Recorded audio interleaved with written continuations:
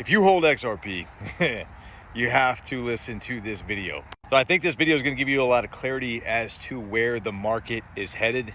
Short term and long term, there's a lot of stuff happening right now.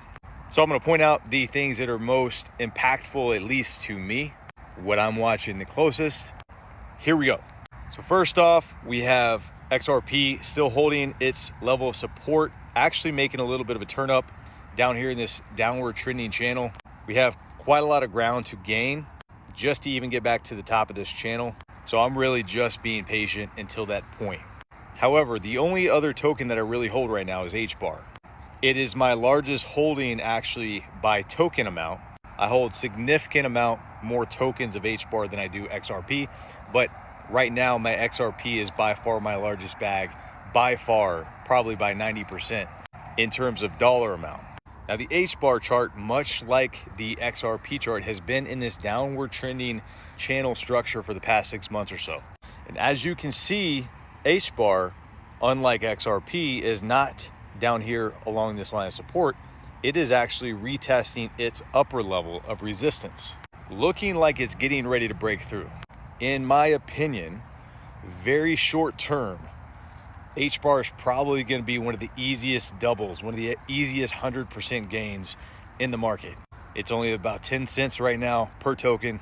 I could easily see it getting back up to 20 cents very quickly. This is not financial advice, but a little over a year ago, we saw HBAR go from 6 cents to about 40 cents pretty rapidly.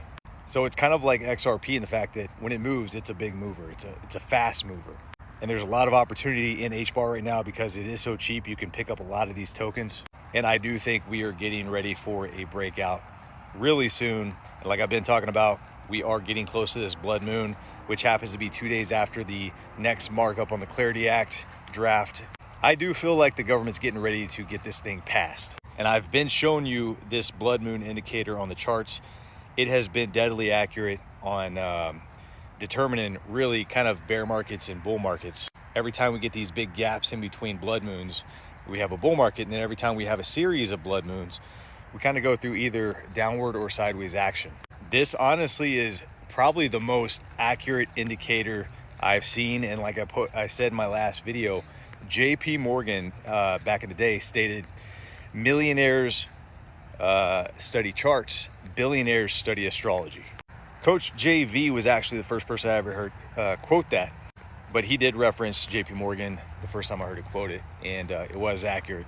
So whether you want to believe that this is all coincidental and the markets happen to move based on astrology,